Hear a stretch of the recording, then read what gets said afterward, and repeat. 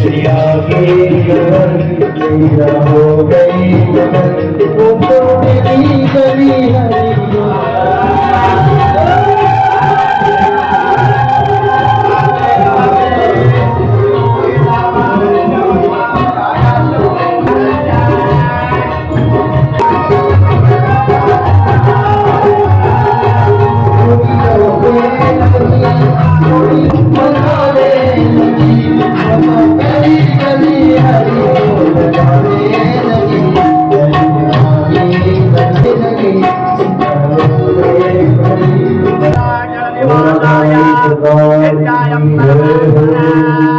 बलभद्रं सुभद्राभ्यां जगन्नाथाय ते नमः। नमस्ते कमलाकान्त नमस्ते कमलानन नमः कमलपत्राख्यं त्राहिमां पुरुषोत्तमम् अचिन्त्यव्यक्तरूपाय निर्गुणाय गुणात्मने जगन्नाथ बलभद्रं सुभद्रायो नमो नमः। शङ्खमध्ये शतदलकमले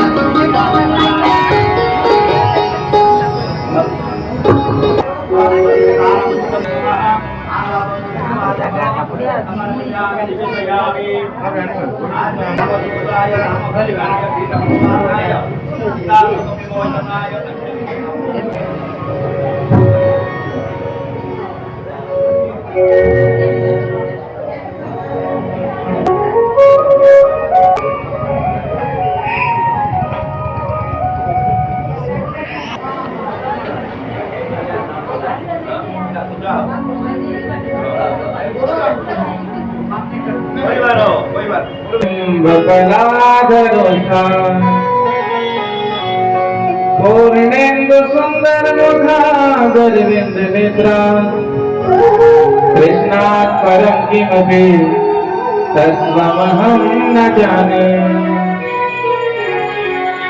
शिवा के बिहारी तेरे आरती गाओ शिवा के बिहारी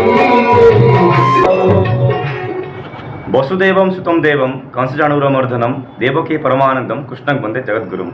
जत्र जोगेश्वर कृष्ण जत्र पार्थ धनुधर तत्र से विजय भूति ध्रुवा नीतिर्मति मम। नमस्ते, उड़ीसा युवा न्यूज़ को स्वागत करता हूं मैं आनंद कुमार दास।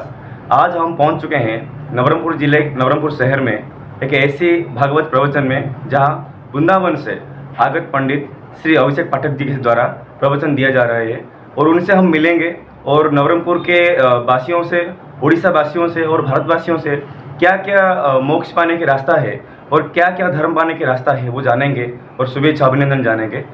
स्वामी जी, आपको बहुत बहुत प्रणाम करता हूँ और हृदय से अभिनंदन देता हूँ और प्रणाम करता हूँ उड़ीसा युवा न्यूज़ की तरफ से। सभी श्रद्धालुओं को राधे राधे। नवरंगपुर में विगत 3 दिनों से श्रीमद् भागवत कथा ज्ञान गंगा प्रवाहित हो रहा है, जिसमें समस्त नगरवासी आकर के उसमें गोता लगा रहे हैं। श्रीमद् भागवत महापुराण कलिकाल में ऐसा पुराण है जो जीव को मोक्ष प्रदान करता है। जीवन में अज्ञानवश किया गया पाप और उसके चलते जो हमें फिर कर्म फल भोगना पड़ता है, जिसकी व्यवस्था भगवान ने नरक के रूप में की है, तो उससे बचने के लिए हमें श्रीमद् भागवत महापुराण का आश्रय लेना चाहिए।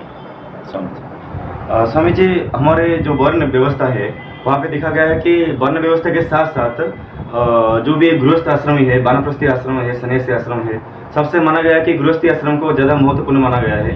तो सारे आश्रमों में रह करके सारे व्यक्ति, महिला और पुरुष ब्रह्मचर्य के साथ कैसे, मतलब आज की डेट में सोशल मीडिया के ज़माने में अगर कलयुग के घोर कलयुग में कैसे ब्रह्मचर्य के साथ, अहिंसा के साथ मोक्ष की प्राप्ति कर सकते हैं, वो रास्ता प्लीज बताएंगे। भगवान श्री कृष्ण ने गीता में कहा है, चातुर्वर्ण्यम मया सृष्टम गुण कर्म विभाग ऐसा। 4 वर्ण हैं हमारे यहाँ और 4 आश्रम हैं। 4 वर्ण हैं, ब्राह्मण, क्षत्रिय, वैश्य, शूद्र। 4 आश्रम, संन्यास आश्रम, वानप्रस्थ आश्रम, गृहस्थ आश्रम और ब्रह्मचर्य आश्रम। तो जैसा आपने प्रश्न किया कि गृहस्थ में रहकर ही भजन कैसे कर सकते हैं, तो चारों आश्रम में सबसे बड़ा आश्रम जो है गृहस्थाश्रम को कहा गया है, क्योंकि गृहस्थ आश्रम से ही जितने भी 3 आश्रम हैं उनका पालन पोषण होता है। गृहस्थ आश्रम में रहकर व्यक्ति जब कर्म करता है, अर्थ की आवश्यकता होती है, तो उससे जो है अन्य 3 आश्रमों का पालन होता है। यदि गृहस्थ आश्रम ही नहीं होगा तो जितने संत महात्मा मुनि हैं उनका जन्म कैसे होगा। इसीलिए चारों आश्रमों में गृहस्थ आश्रम को श्रेष्ठ माना है। गृहस्थ आश्रम में रह करके जीव जो है भगवान का भजन करके, नाम कीर्तन करके मोक्ष को प्राप्त कर सकता है। स्वामी जी, कौन कहता है कि मंत्र जप करो, कौन कहता है कि तंत्र विद्या को अपनाओ, कौन कहता है कि वैदिक मंत्र को अपनाओ, कौन कहता है कि नहीं कर्मकांड को अपनाओ, और कौन कहता है कि सिर्फ भजन कीर्तन में मन दो, कौन कहता है कि नहीं वन को जाओ, साधना करो, तपस्या करो। तो जिसका सद्गुरु नहीं है वो कुछ भी समझ नहीं पाता है कि क्या सही है क्या गलत है, और बिना सद्गुरु के सहायता से भूल निष्पत्ति लेके गलत चीज़ों में लग जाता है। तो इस ज़माने में क्या सही है, क्या जो बहुत व्यस्त रहते हैं, आज के ज़माने में बहुत लोग व्यस्त रहते हैं, तो सबसे अच्छा चीज़ कलयुग में क्या है वो मोक्ष पाने के लिए? पद्म पुराण में कहा गया है, यत् फलम नास्ति तपसा ना योगेन समाधिना तत्फलम लभते सम्यक कलौ केशव कीर्तनात्। अन्य युगों में जो बड़े बड़े यज्ञ करने से फल की प्राप्ति नहीं होती थी, तप करने से फल की प्राप्ति नहीं होती थी, सेवा भाव से फल की प्राप्ति नहीं होती थी, वो कलिकाल में केवल नाम कीर्तन से जीव को प्राप्त हो जाता है। इसीलिए कहा गया है कि कलयुग केवल नाम आधारा, सुमिर सुमिर नर उतरहि पारा। जैसा आपने कहा कि समय का अभाव है, तो नाम जप में कोई विधि विधान का वो नहीं है। यदि हम पूजा पाठ करते हैं तो उसके लिए हमें आसन में बैठना पड़ेगा, शुद्धता पवित्रता का पालन करना होगा। लेकिन जो नाम जप है ये सबसे सरल है। आप घर के सारे कार्य को करते हुए नाम जप कर सकते हैं। जैसे माताएं भोजन बना रही हैं तो जो भी नाम में श्रद्धा हो, राम राम, राधे राधे, जय श्री कृष्णा जपते जपते भोजन बना रही है। झाड़ू लगा रहे हैं, हमारे भाई पुरुष वर्ग के दुकान में बैठे हैं तो मन ही मन नाम जप कर सकते हैं।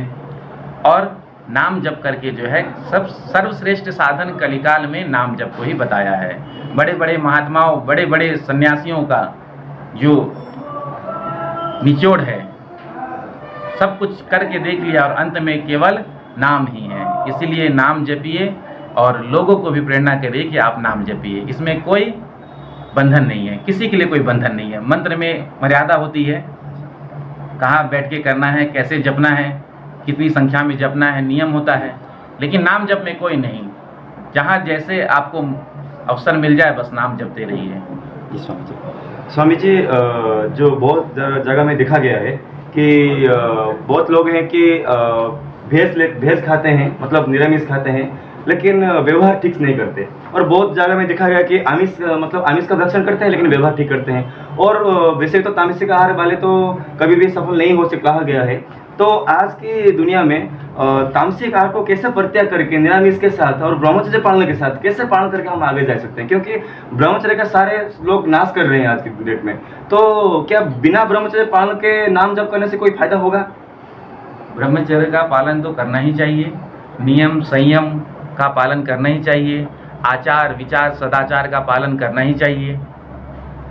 और जो आपने कहा कि जो तामसिक भोजन करते हैं, मांस आदि का, तो ये सब जो है निषेध है, क्योंकि ये सब तामसिक है। हमारे यहाँ कहीं नहीं कहा गया है कि आप किसी पशु का वध करिए। कोई कह सकता है क्या? जीव हत्या तो होनी ही नहीं चाहिए। तो ये सब जो है बंद होना चाहिए।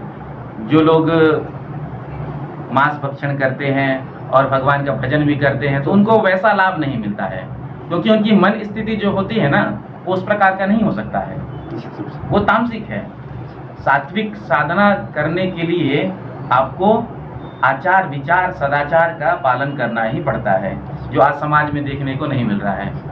आज सदाचार आचार विचार क्या झूठा क्या वो सब विलुप्त होता जा रहा है। तो नियम संयम से जब हम पालन करेंगे और तब भगवान का भजन करेंगे, तब जाकर हमको मोक्ष की प्राप्ति होगी। जय श्री कृष्ण, जय श्री राधे। दुखेषु अनुद्विग्नः सुखेषु विगतस्पृहः वितराग भय क्रोध सिद्धिर्मुनिरुच्यते। तो उड़ीसा यूएन न्यूज़ देखते रहिए और हमारे साथ जुड़े रहिए, और ऐसे ही आध्यात्मिक वातावरण के साथ हमारे चैनल में जुड़े रहिए। नवरंगपुर से वेणुगोपाल राव के साथ मैं आनंद कुमार दास, ओडिशा यूएन